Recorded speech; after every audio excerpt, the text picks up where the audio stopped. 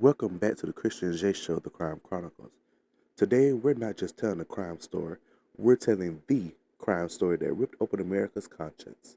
The brutal murder of a 14-year-old boy named Emmett Till, a child whose name became a rallying cry, whose face, disfigured, swollen, unrecognizable, forced the world to stare at the ugliness of racism in 1955 Mississippi. This isn't just history, it's a wound. And today, we're going to walk through it step by step, detail by detail, because silence is complicit. Emmett Till deserves to be heard. This is the story of Emmett Till. Emmett Lewis Till was born July 25th, 1941, in Chicago. He was a city kid, playful, mischievous, loved jokes, loved life. His mother, Mamie Till Mobley, raised him with pride and protection. She taught him dignity in a world that tried to deny it. Friends remembered his wide grin, his love of pranks, his confidence. He had a stutter for polio, but he worked on it, sometimes whistling to smooth his speech. That whistle would later be twisted into a death sentence. Now, this this story right here is always one that gets me, especially when I was younger. It always get me because every time I read about it and I heard about it, like half the time I would start whistling because you don't know what would happen. You don't know because lies can be made up about you in an instant. I mean, in an instant, like even if you try to tell the truth, somebody will make up a lie about you. And then the fact that friends remember how he loved to have fun, his pranks, and his confidence and his smile. Like, this was a child who just loved life. And then was taken away by miserable. I won't say it today. I won't say it because, I ain't got time for people like, you said that. Oh, you said that. I surely did. Now, let's continue.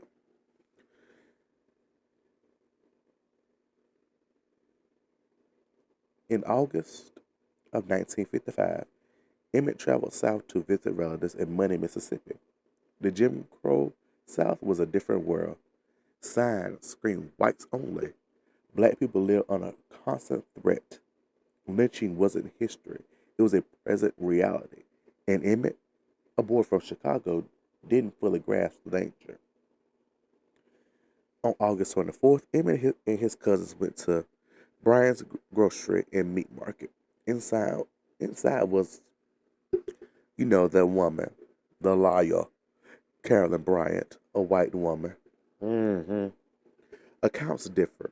Some say Emmett whistled, others say he flirted, maybe a playful gesture. Some say the cousin flirted and whistled.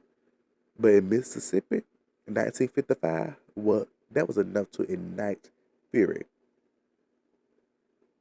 The liar later claimed Emmett grabbed her hand, made crude remarks. Historians have straightened those claims. Most agree it was exaggerated, if not fabricated. Duh. Of course, it was exaggerated and fabricated. Because, first of all, why would Emmett grab your hand, honey? You would even like you moisturize. Like, why would he grab your hand? Okay? First, why would people be just touch people without any permission? I don't think he would sit there and make cruel remarks towards you. You're not worth the time. Now,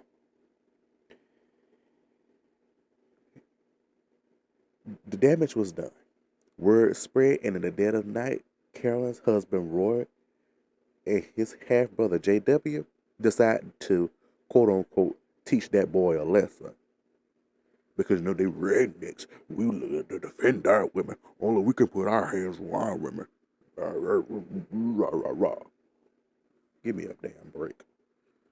On August 28th, 1955, they stormed into Emmett's uncle's house at gunpoint, dragged him out of bed. His relatives begging, pleaded, but the men were cold and determined. Emmett was shoved into a truck, driven into the darkness. What happened next was pure terror. They beat him mercilessly. They galled him, pistol whipped him, mutilated him, shot him in the head, then tied his body with barbed wire to a 75-pound cotton gin fan and dumped him into the Tallahatchie River. 14 years old, a child, left to rot in the water as if his life meant nothing, but his life meant everything. So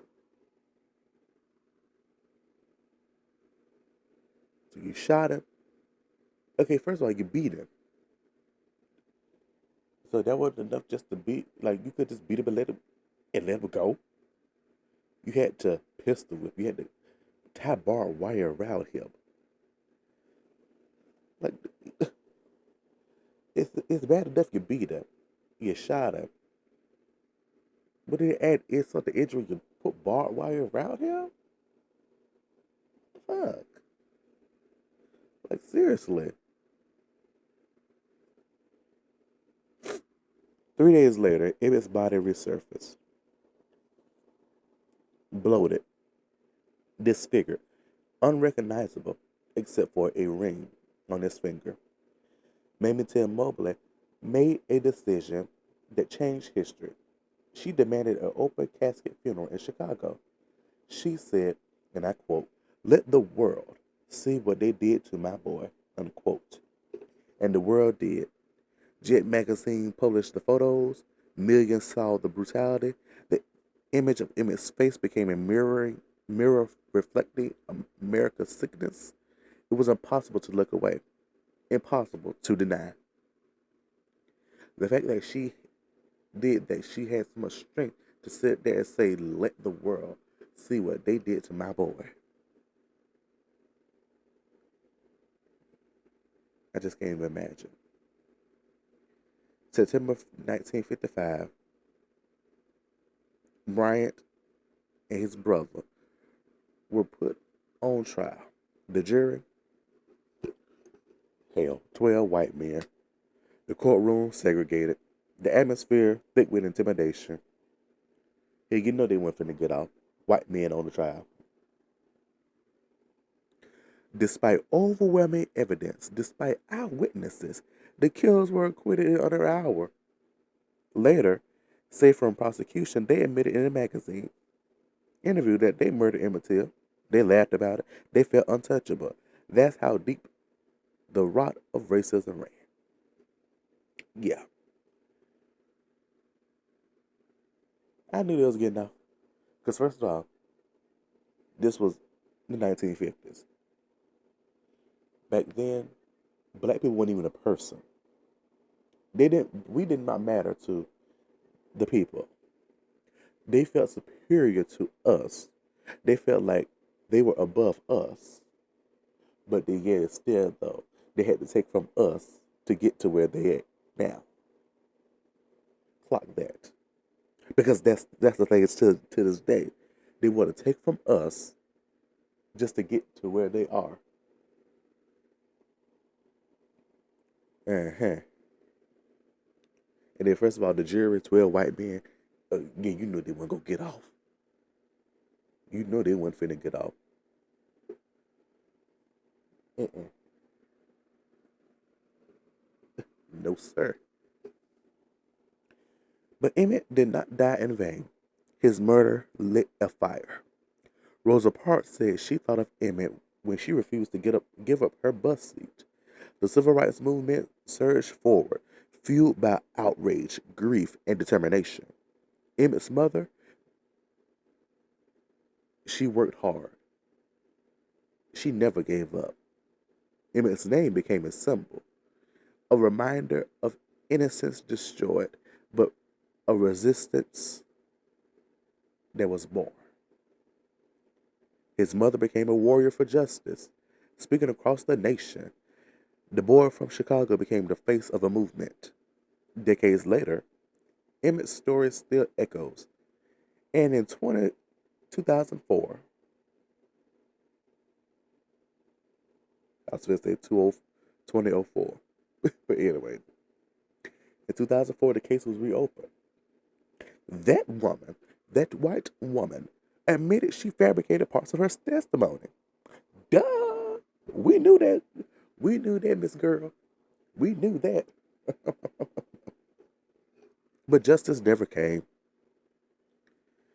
The killers lived free, died old men. In 2022, Emmett Till and Mamie Till Mobley were awarded the Congressional Gold Medal, a symbol of recognition. But the recognition is not justice.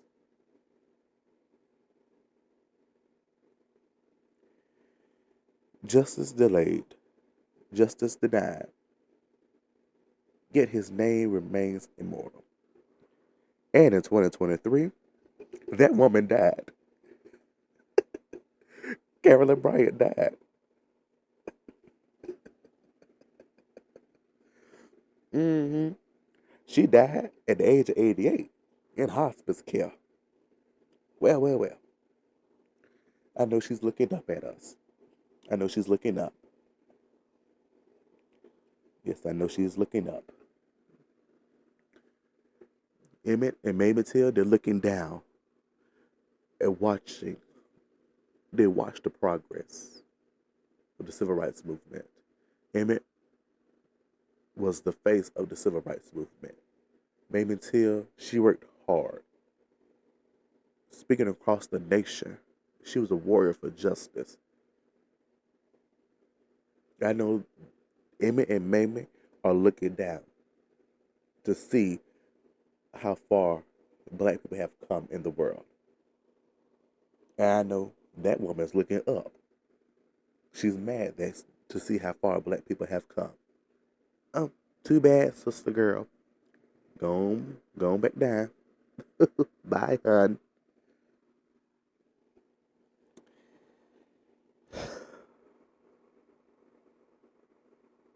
It's the fact that this stuff still happens to this day. Lynching, hanging. It's just all because of a lie. All because of a lie. This is what this happens. That happens, and stuff like that still happens to this day.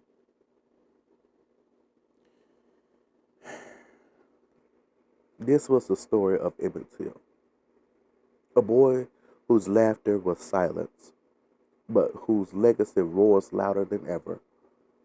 We tell these stories not to reopen wounds, but to remind ourselves the fight against hate is never over. The Crime Chronicles will always dig into the darkness, because only by facing it can demand the light. I'm your host, Christian J, and this has been the Crime Chronicles. Until next time, stay vigilant.